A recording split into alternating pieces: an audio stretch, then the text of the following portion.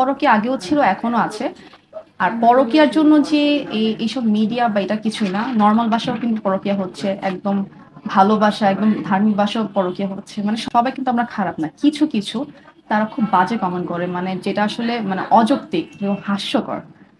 মানে যদি আপনার পার্টনারের সাথে যদি আপনার আন্ডারস্ট্যান্ডিং না থাকে, এবং প্রথমত হচ্ছে বিশ্বাস, যদি বিশ্বাস না থাকে তাহলে প্রথমত হচ্ছে খুবই ভালো লাগছে, কারণ এখানে অনেক ইনফ্লুয়েন্সার আছে যারা আমরা একসাথে যারা কাজ করছি একই প্ল্যাটফর্মে। তো সবার সাথে একসাথে দেখা হচ্ছে। পাশাপাশি আমাদের বিউটি ক্যাসেলের এটা হচ্ছে সেকেন্ড ব্রাঞ্চ। প্রথম ব্রাঞ্চটা হচ্ছে শ্যামলী ব্রাঞ্চে, আর এটা হচ্ছে সেকেন্ড ব্রাঞ্চ মিরপুরে, স্টেডিয়াম 1 নম্বর গেটের ঠিক অপোজিটে। তো সব মিলে খুব ভালো লাগছে, একটা সুন্দর একটা পরিবেশ, এটাই। আহ ভালো লাগা অ্যাকচুয়ালি, মানে একটা ভালো লাগা থেকে চুজ করা। আর সব থেকে বড় কথা কি, সকল ব্র্যান্ড প্রমোশন কিন্তু সেফ না। কিছু কিছু ব্র্যান্ড প্রমোশন কিন্তু সেফ। সো আমরা সেফ জোনটাকে বেছেই কিন্তু ব্র্যান্ড প্রমোটার হিসেবে আছি আর কি, বা করছি। আর ভালো লাগা কি, ভালো লাগা দেখে এই যে কিছু কিছু জায়গায় একটু নিরাপত্তা বোধ করি। মীরা তো আসলে সব জায়গায় নিরাপত্তা বোধ করে না, এবং অনেক ব্র্যান্ডের সাথে কাজ করেও নিরাপত্তা বোধ করে না। বাট আমরা এখানে কিছু কিছু জায়গায় নিরাপত্তা বোধ করছি আর কি। দ্যাটস ওয়াই সেই দিক বিবেচনা করে এটা বেছে নিয়েছি। আচ্ছা, সুনাম বলতে হচ্ছে আমরা যেটা দেখি এখন যে ব্র্যান্ড প্রমোশনে মেয়েদেরকে আগে সুন্দর হতে হবে, স্মার্ট হতে হবে, সুন্দর কথা বলার অধিকারী হতে হবে, মানে এগুলো আগে বিবেচনা করে। কিন্তু তার যে আরো এক্সট্রা আছে ভিতরে যে হিডেন ট্যালেন্ট থাকে, এগুলো কিন্তু অনেকে দেখে না। সো আমি মনে করি যে এইসব না দেখে যদি আপনি ভিতরে বাহ্যিক যে ট্যালেন্ট আছে সেগুলো দেখে যদি আপনি করেন, ব্র্যান্ড প্রমোটার হিসেবে যদি নিয়োগ করতে পারেন, তাহলে কিন্তু ভালো হয়, আমার যেটা ধারণা।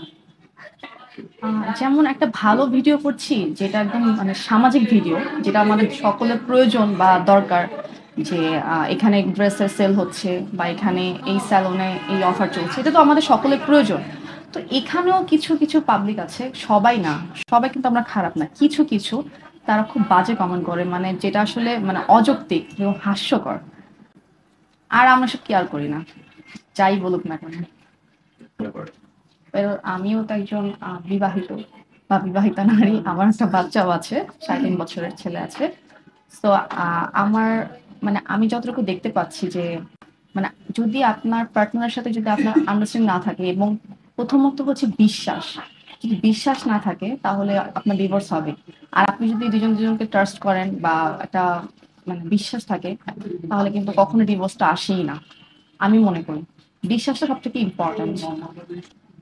পরকীয়ার সংখ্যাটা অ্যাকচুয়ালি আগে তো এত মিডিয়া ছিল না দেখে আমরা জানতাম না, মেবি আগেও ছিল, কিন্তু এখন তো মিডিয়ার যুগ, তো আমরা সবকিছু এখন হাতের মুঠোয় পেয়ে যাচ্ছি, বা নিউজগুলো আমরা হাতে পাচ্ছি। পরকীয়া আগেও ছিল, এখনো আছে। আর পরকীয়ার জন্য যে এইসব মিডিয়া বা এটা কিছুই না, নর্মাল বাসাও কিন্তু পরকীয়া হচ্ছে, একদম ভালোবাসা, একদম ধার্মিক বাসাও পরকীয়া হচ্ছে, মানে সব জায়গায় হচ্ছে কম বেশি। সো এটা কোনো ম্যাটার না যে আপনি কোন সেক্টরে আছেন বা কোথায় আছেন। আচ্ছা, আপনার প্রথমত হচ্ছে আপনাকে একজন মার্জিত এবং ভালো মনের অধিকারী হতে হবে। সেকেন্ড হচ্ছে আম, আমি মনে করি আপনি যদি সুন্দর করে প্রেজেন্ট করতে পারেন, আমি মনে করি এটাই ইনাফ। অনেকেই মানে দেখতে না ভালো হলেও তাদের কথাবার্তা এত সুন্দর এবং খুবই মার্জিত, তো তাদেরকে খুব ভালো লাগে। দেখতে সুন্দর না হলেও তাদের কথাবার্তার জন্য আমার কাছে মনে হয় যে ভালো লাগে আর কি।